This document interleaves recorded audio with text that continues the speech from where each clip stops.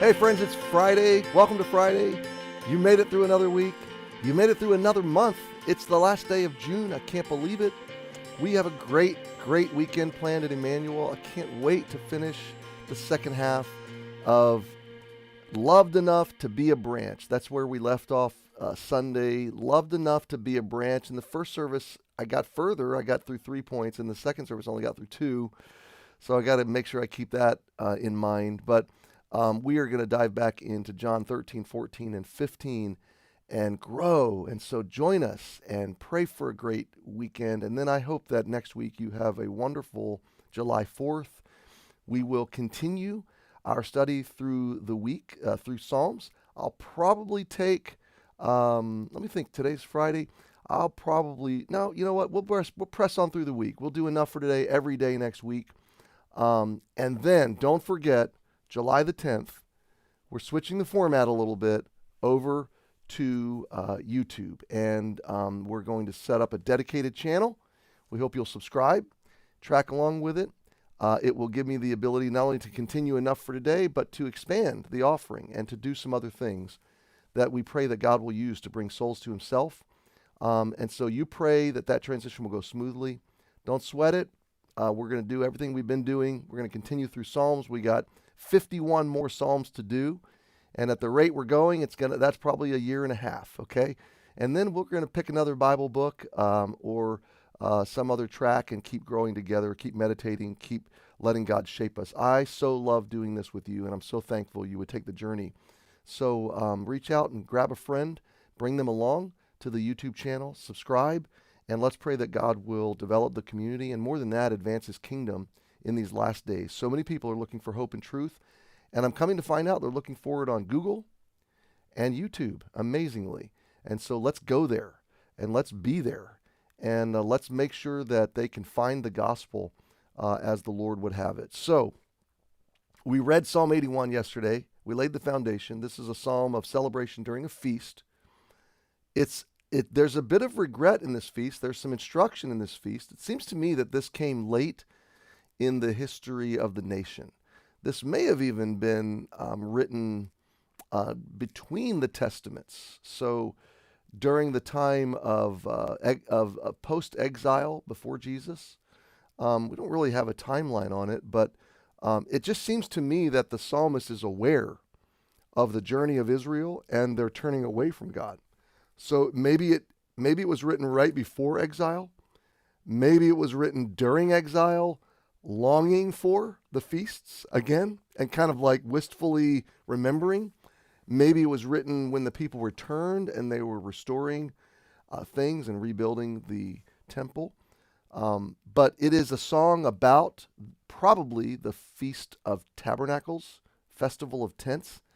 And so let me take a minute and talk to you. I did this yesterday, but I'll expand a little bit.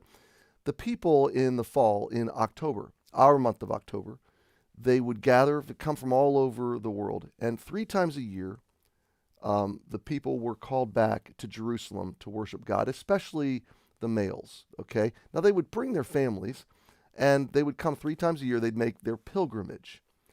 They would journey up to Jerusalem. Jerusalem's in the hills.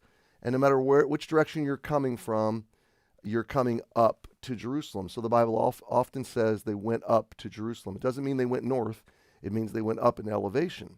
So they're coming from all over the known world and all over the nation itself. Some of them would sail across the Mediterranean into Caesarea, and then they would go up into Jerusalem. Some of them would come from the northern part of the kingdom, up into Samaria and Galilee and Dan and even further north, modern-day Syria, modern-day Lebanon, modern-day Turkey. Some of them would come from the east, which would be Jordan or the eastern part of the country. Some would come from the south, which would be the Sinai Desert. So they would regather. It was a national family reunion at the feet of God, at the Temple Mount. They would bring food. They would bring musical instruments. They would bring their families. They would travel in as villages, and they would anticipate all the way. They would make this pilgrimage. They would sing psalms, the Psalms of Ascent, somewhere around Psalm 113-ish and forward. There's a section of Psalms called Psalms of Ascent. Those are the Psalms they would sing on their journey, their pilgrimage. It's all a beautiful picture of the gospel. It's all a beautiful picture of our journey, that we are on a pilgrimage to the city of God. We're marching to Zion, as the song says, and it's an uphill climb. And by the way, if you understand the twisting, winding road to Jerusalem, it's a dusty, rocky climb. And it would have been up and down, and there would have been watering holes and oases along the way and places to stop and refresh. But much of the journey would have just been one foot in front of the other, 2.5, 3 miles an hour, moving forward. And this is a picture of life. Life is, there's a lot of highs in life, there's a lot of lows in life, but most of life is just one foot in front of the other. Today, continuing to march, move forward, continuing to follow Jesus, one step at a time, one day at a time, strength upon strength. And God gives us the manna we need for today. God gives us the strength we need for today. He gives us the grace we need for today. We don't need to worry too much about tomorrow. Tomorrow will take care of the things of itself. That's the whole purpose of this podcast. Enough for today. God gives us enough. He gives us enough strength, enough sustenance. He protects us and carries us through today. We worry so much about tomorrow's problems, but Jesus said, let tomorrow take care of itself.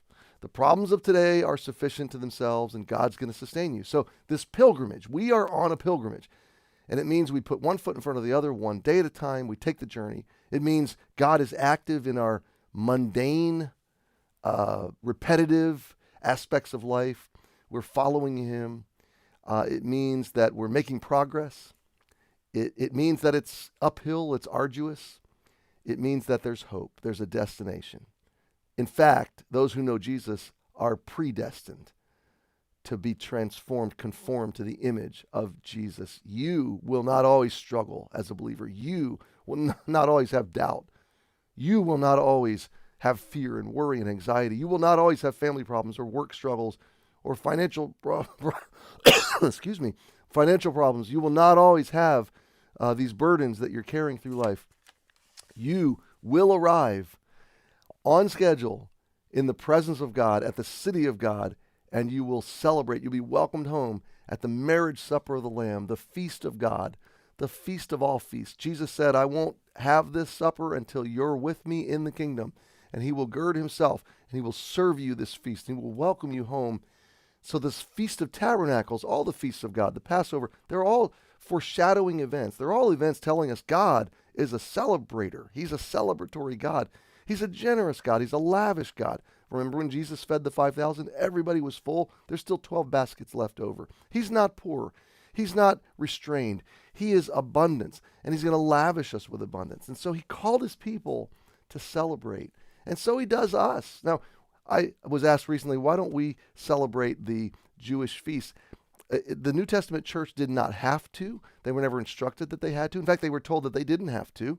And so the feast never really carried forward in the Gentile world. But that doesn't mean we don't celebrate and worship to God. It doesn't mean we don't still feast. In fact, if you look at our calendar, Thanksgiving, Christmas, Resurrection Weekend, Easter celebration, and kind of Memorial Day and July 4th, they almost match the Jewish feasts. So I realize that's a stretch because all of those holidays mean different things to different people. But if you're a believer, you give thanks to God at Thanksgiving. You celebrate the God made flesh at Christmas, the incarnation. You celebrate the resurrection and the gospel at Resurrection Weekend. And then going forward to the summer, you celebrate family and you renewal. So the purposes of God's feast and celebration and worship and renewal and refreshing, they do carry forward somewhat in our kind of our modern practice. But as a believer, we can understand that these times of rest, renewal, celebration, feasting, worship are truly a reflection of the heart of God. With all that foundation laid, understanding the heart of God, the journey of the people, the foreshadowing of the ultimate feast in heaven, and that God is a happy God. Look at verse 1. Sing aloud unto God our strength. Make a joyful noise unto the God of Jacob. Now, I'm going to talk more about this tomorrow. I've taken too much time today. Sing aloud unto God our strength. Make a joyful noise unto the God of Jacob. On some level, you can do this every day in your own life. You can do this on a bike ride or a walk or driving in the car, and you should. Worship should be a habit of your heart. But then when you come in on Sunday, this should be you. We should sing aloud. We should make a joyful noise because God is our strength. We have something, we have someone to celebrate, and our hearts should genuinely explode with love. None of this passive, half-hearted, checking my watch, checking my phone, kind of half in, half out kind of idea. I mean, the worship time, we should be on time. We should be early, get coffee, get a donut, come in, get your heart ready, sit down, stand up, and sing out and make a joyful noise because this is the heart of God. This is what pleases Him. And so I invite you 2 days from now to step into Sunday service and sing out and do exactly what this song says. I might even start Sunday service with this verse. We'll see. By the way, we're going to have the kids in with us on Sunday. So we're going to have a good time this Sunday. I hope you'll pray for a great weekend. Thanks for joining me today. Thank you for learning about our happy, joyful, celebratory God. Have a great Friday. We'll see you Sunday or Monday.